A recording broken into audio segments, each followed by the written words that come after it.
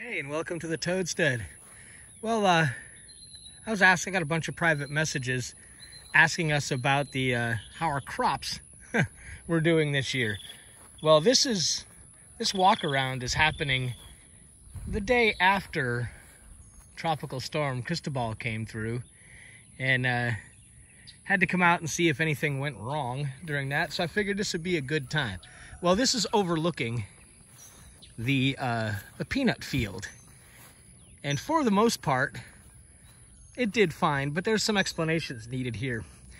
One of the ways that COVID affected us was our roosters are having fun, was the availability of seed.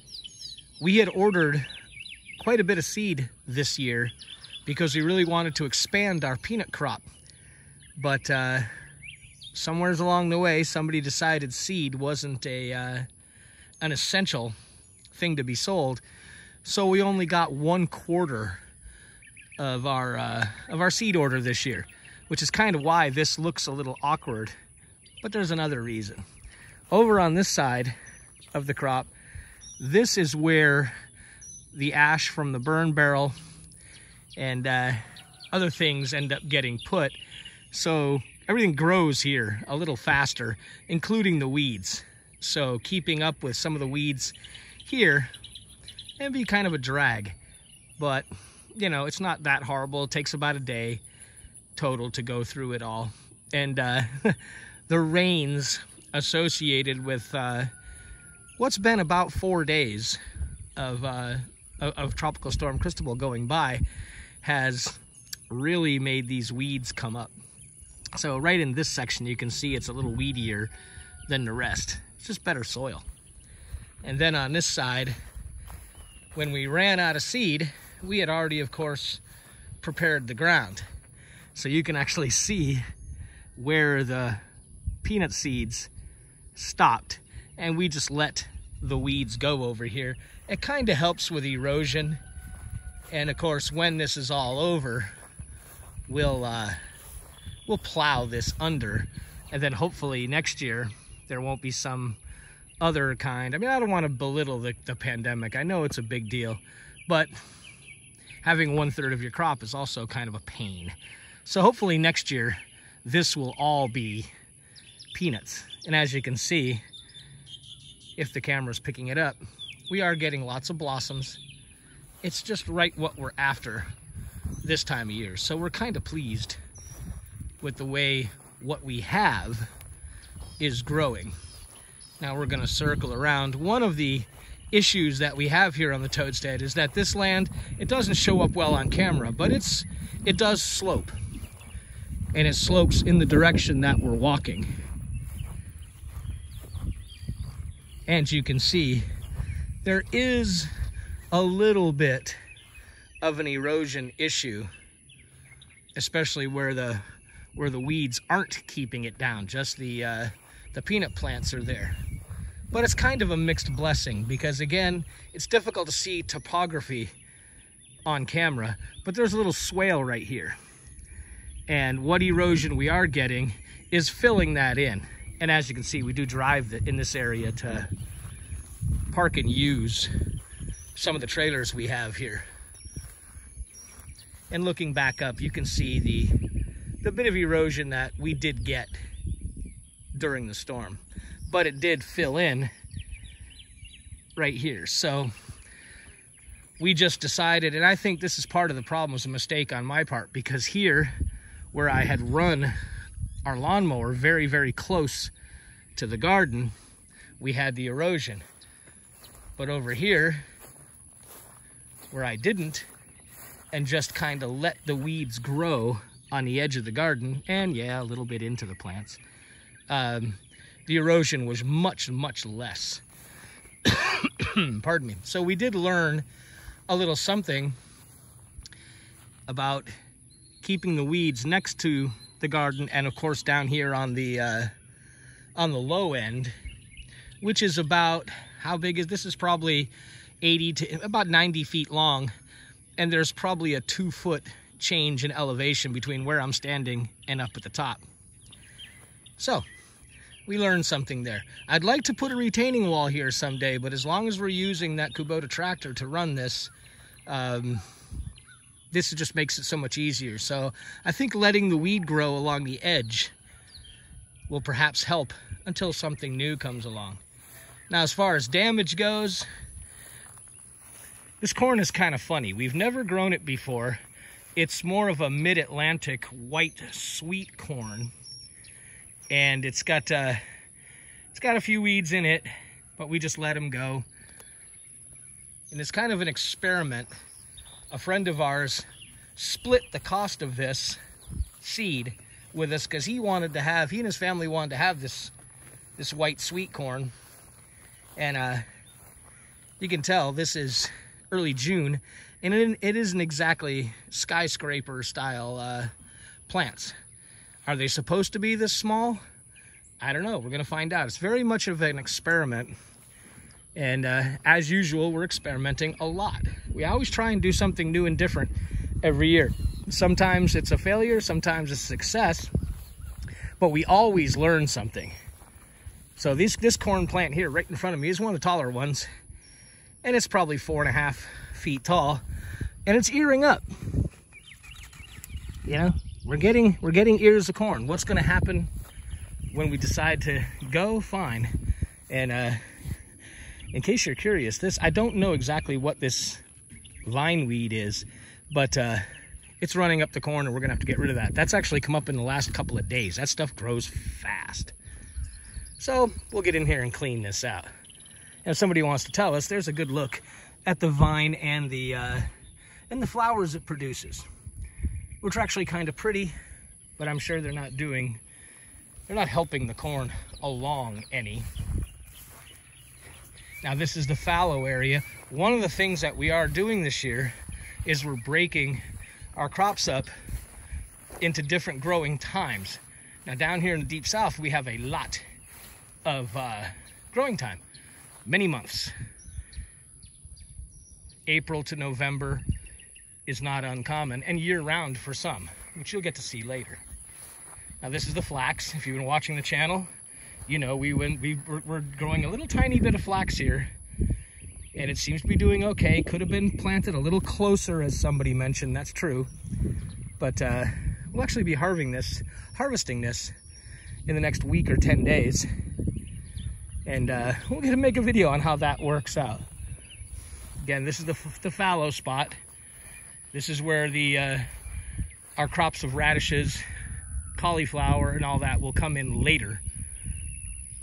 And then where the flax is now, which is going to get pulled up in a week or so, this is where our little melon patch is going to go. Now right here, again, I'm just amazed how fast the weeds came up after that large amount of rain. And I'm seeing this for the first time with you since the storm really started. And these are all Boston cucumbers because we like making sweet gherkins. And as you can see, they are definitely doing their thing. There's a lot of bumblebees and honeybees floating around helping them out. So we anticipate a good amount of cucumbers out of here. So lots of sweet pickles that are gonna get pickled up for us. These little peppers that are in this line just got put in recently, and we grow these from seed and then put them out. And weeds are getting a little close, so the weeding, which is going to start tomorrow, is going to take out all of that. But you know, they're getting beat up a little bit by bugs, probably because of how close the weeds are, and we'll remedy that. These are the Asian long beans. Now they were sticking up, and we got some 40, 50 mile an hour gusts during the storm that kind of beat these guys up a little bit. But historically for us, these have been very prolific. So while they look a little sad right now, we're pretty sure that we're not going to have too many issues with this in the future. And then here where the Asian long beans didn't take, we just threw some more peppers in. And let's go down into the lower garden. Okay, what we're walking up on is the lower garden. And this is actually where we really had some erosion problems, which is not hard to figure. I don't know if it shows on the camera, but this area back here slopes in. This area over here slopes in. So this is actually the beginning of what turns into a bayou or a small stream. It's basically, this is the beginning of a little river that eventually flows into the Gulf of Mexico. And it's just one little branch of it, but it is that. And I'm real happy to say that even with the torrential rains, we didn't have the erosion we had last year. Now, for those of you who've been following the channel, you'll know that last year we planted as a fall crop, a winter crop, we did some a bunch of different ones like buckwheats and stuff like that, and we did some corn, and it did okay, but we had an erosion issue that a lot of soil moved from our left to our right as we're looking at it. Now, this was going to be another peanut plot. We were going to make this larger and plant another, oh, I don't know, 1,500 plants. But the seed thing pretty much wiped out any chance of doing that. So not only did we not bother making it larger, we just happened to have about a pound of the, I call them dwarf, I forget what they're actually called, but they're sunflowers that don't grow as tall as, you know, your traditional sunflowers. And we just broadcast them into here because it had already been turned when we, this part of it had already been turned when we found out the seeds were not going to make the scene. So we just dished it up and threw a bunch of sunflowers out here. And of course, we also just let the weeds grow, pretty much with the exception of where the sunflowers came up. And you hand broadcast, I'm not as good at that as I'd like to be. So if you're paying attention, you can see where most of the sunflowers came up. There's little bare areas. There's a little bare area right here in front of us. And I'll probably come in here and wipe away from that little guy right there all the way down and take this area down. Now, I won't do it with the tractor. I'll do it with the lawnmower because I want something, you know, the grasses that are underneath to go ahead and stay there. And if we get any more storms, which is very early, now keep in mind, Cristobal was a very early storm for us. Down in this area, we tend to be more vulnerable in August and September. That's more the height of our season. So we definitely won't monkey with this a whole lot. Just take down some of this larger stuff, put the lawnmower on its highest setting, and just knock it down and leave the sunflowers. And as you can see, as we've been walking around, they are starting to do their thing. This should actually look pretty cool once all these sunflower plants have started to bloom. Are we going to harvest the sunflowers? We're discussing it right now. We've never done it before. Intellectually, we know how to do it. We've done our research, but we just haven't decided. I'm thinking we're probably going to, for no other reason than just because we can. And, you know, get by this tall bit of grass. That's really got to go. But they're pretty, you know, and there's some beehives. I don't know if you can see them back in there. And the bees will certainly appreciate these as they come out. Oh, there's one right here by the edge. And what's hiding in there? Yeah, there's up. Little bee.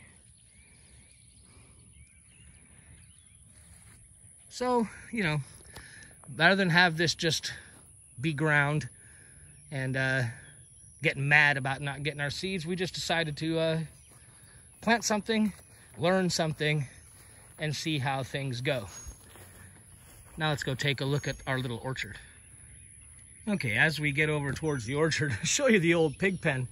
Now, this is, from all intents and purposes, 1 year of not having any kind of animal in this pen.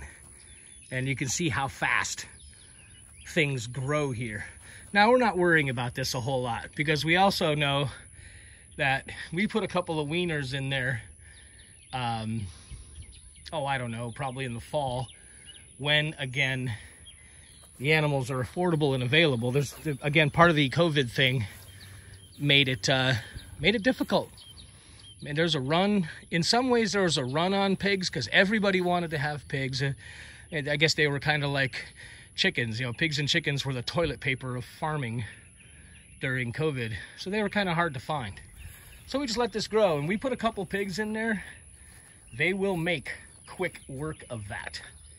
And I might even reference back to this video when we do it, because it's kind of hard to believe how fast pigs can take an area like this and simply turn it into a wasteland. They'll do it. Now, we're not going in there because we do have a couple of poisonous snakes in our area that, yep, I'm wearing shorts, and if we have Mr. No Shoulders, he's likely going to be hiding in there. So we'll worry about that later. In our little orchard, back here we have our Kiefer pears, right here and over there, and they're doing just fine. They're growing well. We purchased these from the state, and they're semi-indigenous to this area, so we expected good things, and so far that's exactly what we're getting. As far as the apples go, this one down here is just having a blast. It's doing real well. You know, this was almost a bare, well, it literally was a bare stick when we planted it. So we're pleased with how this one's doing. Our little bent one over here, which this is a Dorset. It's growing. It's got lots of new growth everywheres, but only just a little bitty bit at the top of one of these. So I guess it kind of looks like a little Charlie Brown tree, doesn't it? But it has new growth. It's doing its thing, just a little slower than we wanted it to. And this one's kind of the, I don't know, I guess you call this in the middle, you know? Some trees are bushy real nice, some are not so much, and this one's right in the middle. Now these two, that's an Anna and that's an Anna apple down there, and you got a Dorset in the middle. Has to do with pollination. A couple different kinds of trees, pollination works, and off we go. And this one's right, like I said, right in the middle. It's got some new growth over a uniform part of the tree, so we're happy with that. Right now, we're figuring this end one is growing best simply because, again, gravity. I'm standing on a small slope. This used to be the outdoor area of our pig pen. So pigs did pig things in here for 3 years, 2 years, whatever it was. And gravity would bring more of it down into this plane. And I think that tree is really tapping into what the pigs left behind. So I think that's why it's growing a little better than these two, but we'll find out. And yeah, one of our American chestnuts is doing well. Next year, when it pops in the spring, you know, just in the spring, when it's dormant, late winter, we'll trim that guy down and let that good root system work on a little bit smaller upper, and we'll try and get that tree growing. These are famous for dying when they're about 6 feet tall, and we're probably gonna get in that area this year. There's one here, and there's the one over there. So if we can get these about 7 or 8 feet tall, chances are they'll stay going. Our pecan tree, well, still here, trimmed. We cut a moth nest out of it the other day. We got one on the other tree that got to be cut out. And, well, we're just hoping. And our little fig is, again, it's filling in, you know, it's just a baby. So in parting, you know, Cristobal, between COVID and Cristobal, we took a little bit of a hit. The farm slowed down a little, and expectations for this year are going to be a lot more modest than we had hoped for in January. But considering what other people have gone through, we just cannot complain all that much. Unless something else happens, our family vegetable garden will be fine. Our crop of peanuts will be smaller than we had planned, but it looks like what we have is going to do well. And that's kind of the same with our blueberries. Our blueberries had to fight the blight, and they still are to a certain extent. But we're not worrying about fruiting of these too much this year.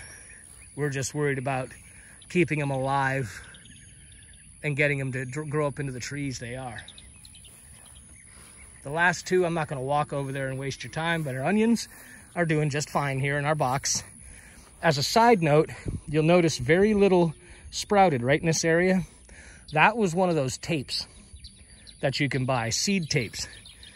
And at least in our little box here, they didn't do nearly as well as the seeds. And over there are our strawberries. And again, you know, we're just picking the babies off. We're just keeping those two plants. We're just trying to keep them the size they came. Let them work on trying to make berries instead of trying to make babies. We have big plans for the strawberries if they work the way we want them to. But this video's gone a bit long. We're back where we started. And we'll just give you another update maybe in the later summer. But thanks for coming along. We'll see you next time around.